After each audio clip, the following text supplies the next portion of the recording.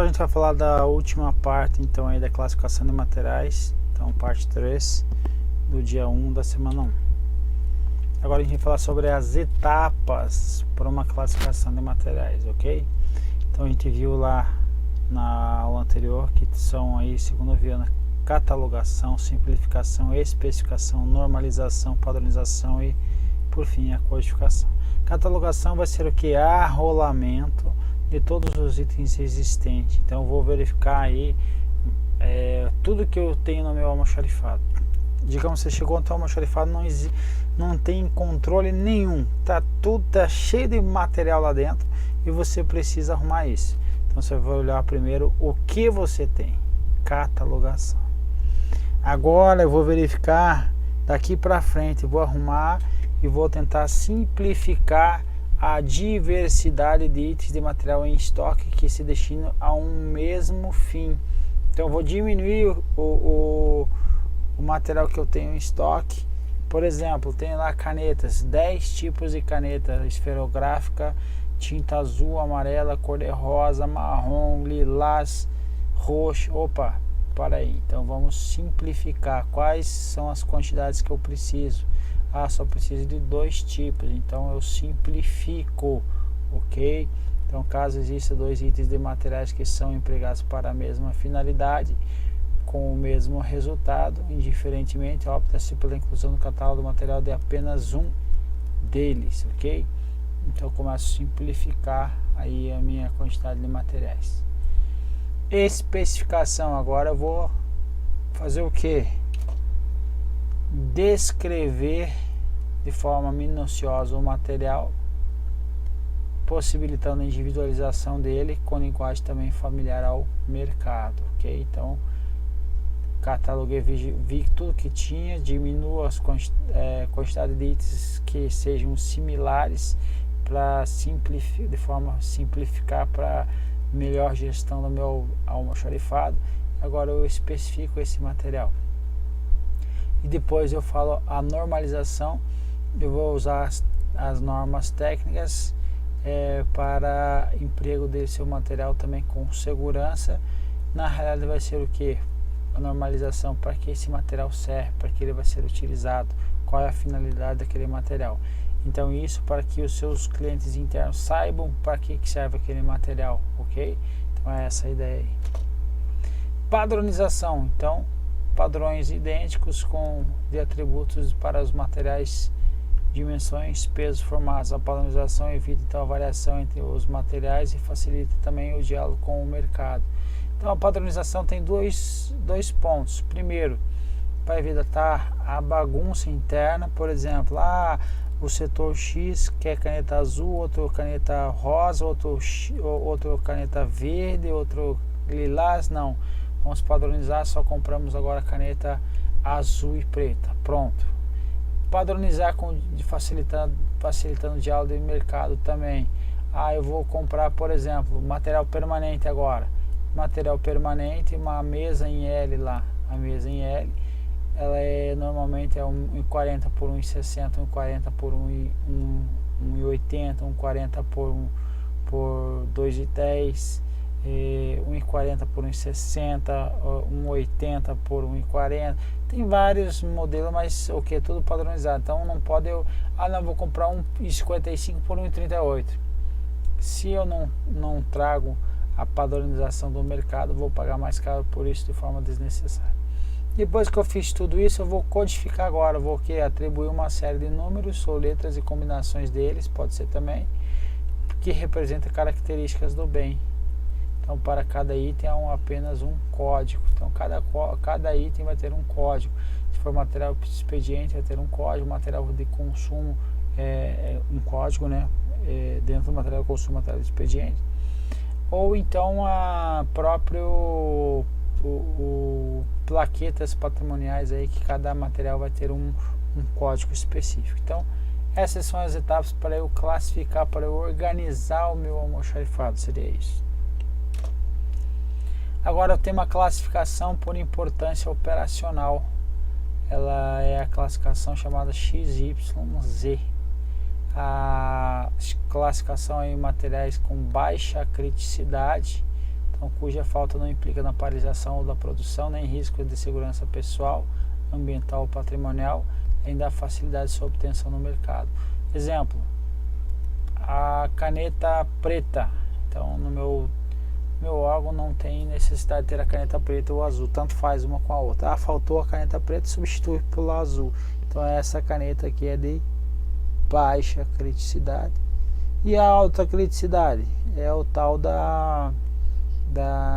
o analgésico lá, do anestesia no hospital. Então é de máxima criticidade lá no hospital, então não pode ser substituído por outros equivalentes em tempo hábil sem acarretar prejuízos significativos aí, ok? Então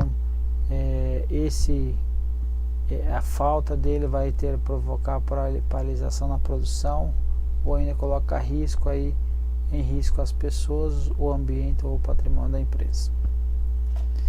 Então a classificação ela começa da mais baixa criticidade e vai até a mais alta criticidade, e a fase intermediária é o Y. Então lembrar que X, Y, Z, então começa na baixa e termina na alta, o Z na alta.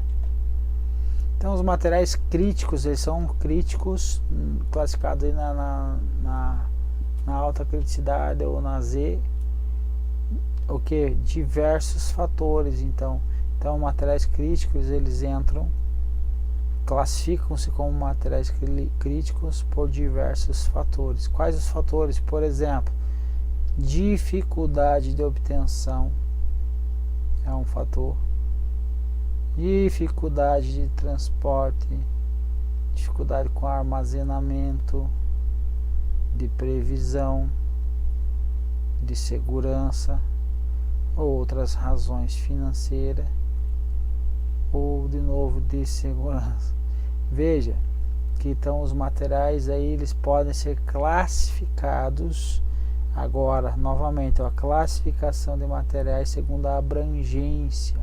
Então ele pode ser classificado aí como material crítico, pode ser classificado na curva ABC como na curva A. Então veja que dessa forma aí, segundo a abrangência, eu posso classificar o material mais de uma forma, perfeito? Então o material aí pode estar classificado na B, ou dependendo que não seja em razões financeiras, mas vai estar lá classificado na curva B da ABC. Então não é que requer uma atenção especial em termos de valor, mas em termos de criticidade sim. Então por isso que a abrangência ela vai abarcar mais de uma classificação, perfeito?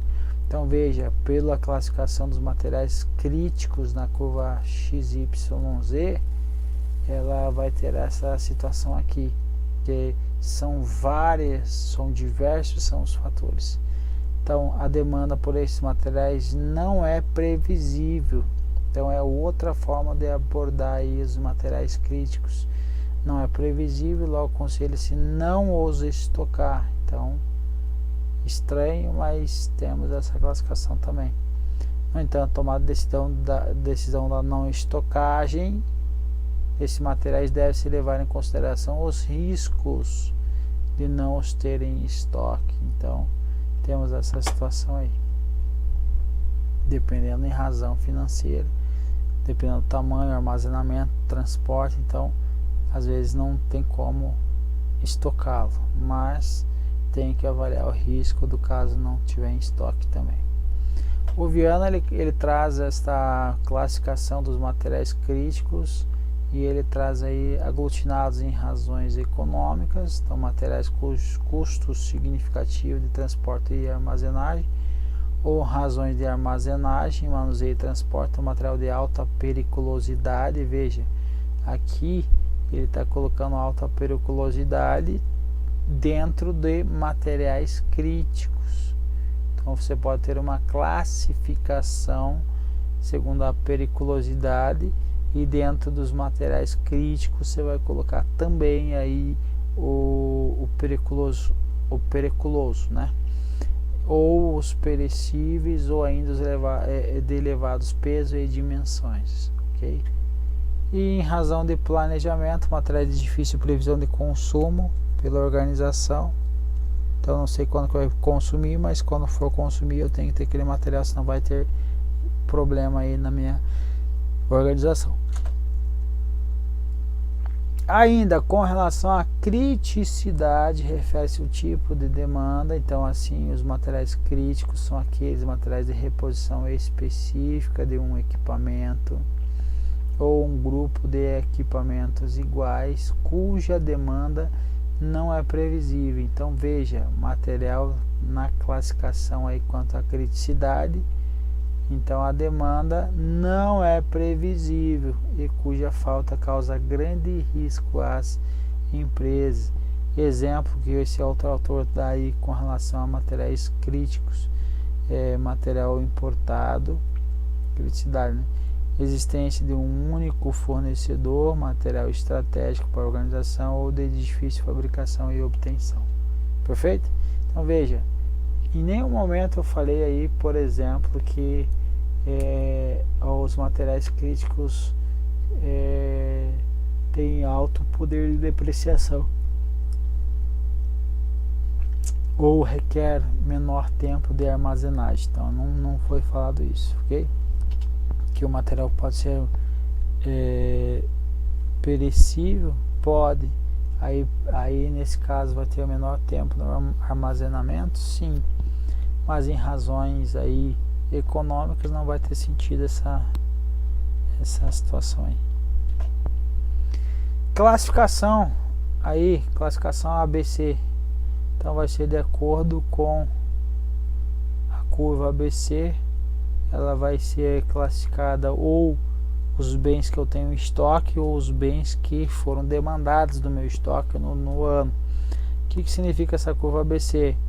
Então eu vou pegar todos os meus itens, todos os meus materiais e vou verificar quanto que cada um vale. Então primeiro eu vou verificar as quantidades, depois o valor, depois o valor total, depois a porcentagem daquilo ali. Então veja, quantidade 1, 2, 3, 4, 5,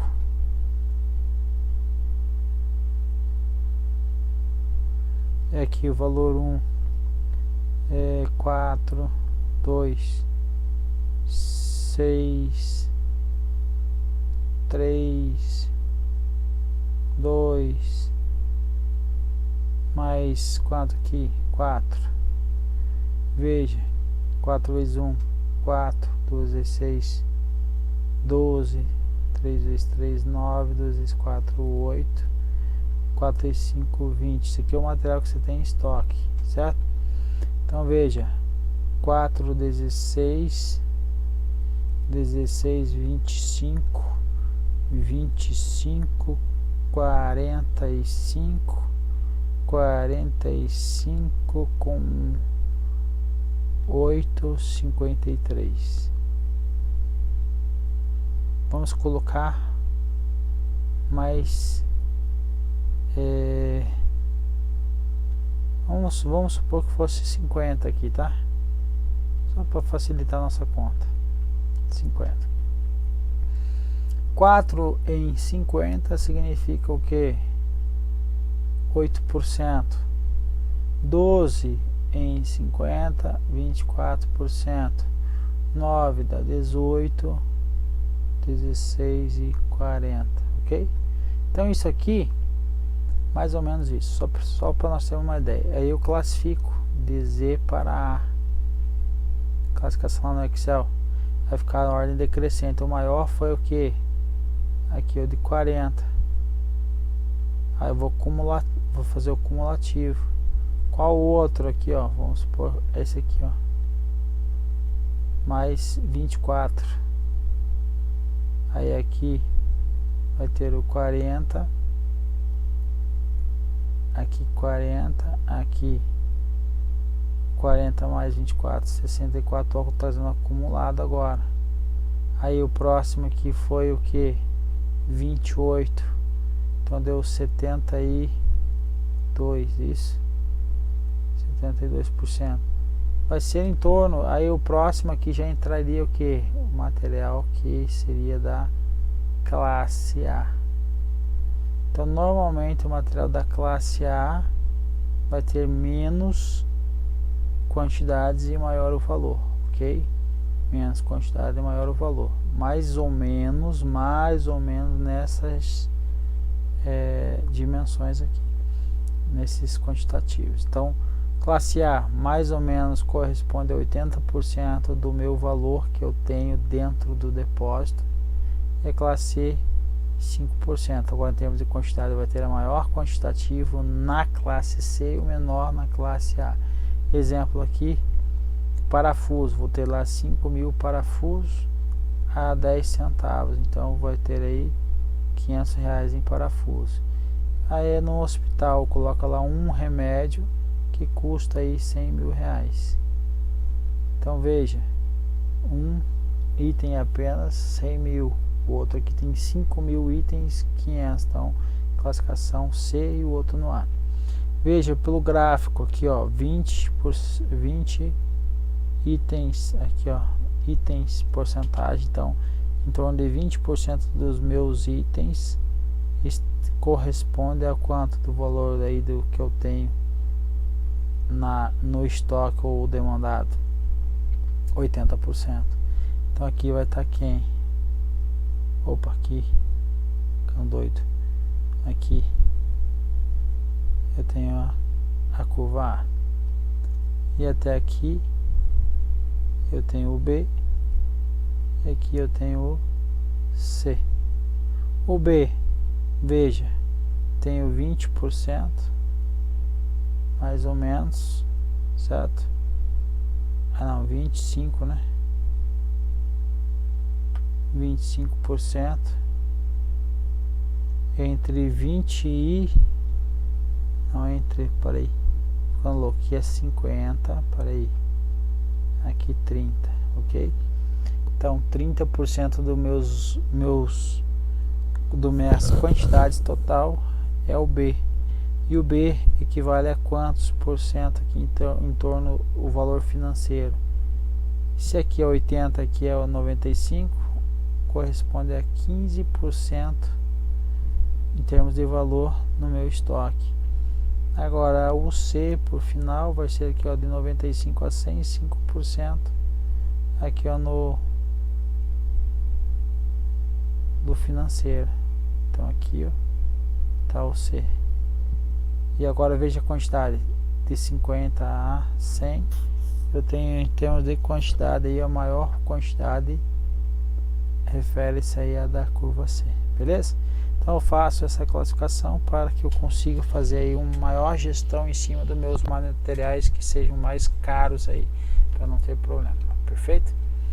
Agora os problemas, principais problemas relativos aí à administração de materiais.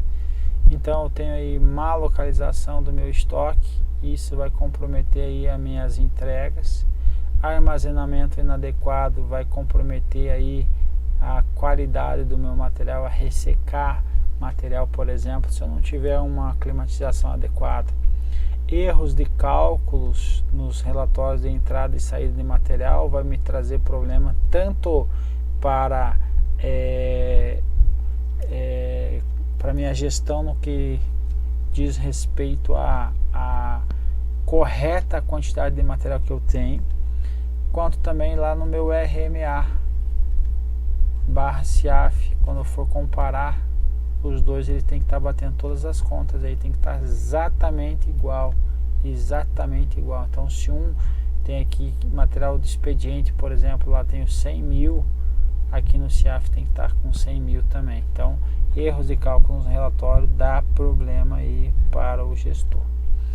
Erros gerados no recebimento, então eu recebi o material, não contou direito, agora estou com o material a menor, vai ter problema. Esquecimento e atraso na emissão de documentos relativos à entrada e saída de material também, então vai dar problema também no meu RMA. Depois aí eu tenho uma requisição, por exemplo, o pessoal faz um pedido, depois eu tenho que entrar lá no meu sistema e dar baixa nele e dar baixa também no CIAF. Eu tenho 2 baixas que eu tenho que fazer. Se eu esqueço de dar uma das baixas, aí vai furar aí o meu relatório, ok? Então, relatório dá problema e no situação física também eu vou ter problema. Agora, eu posso ter problema também com relação à contagem física aí inadequada. Trago uma contagem física inadequada, não sei quanto material que eu tenho aí, vai ter problema também. Então essas realmente são os principais problemas relativos à administração de materiais, ok? Povo, seria isso, agora vamos para as questões. Um abraço.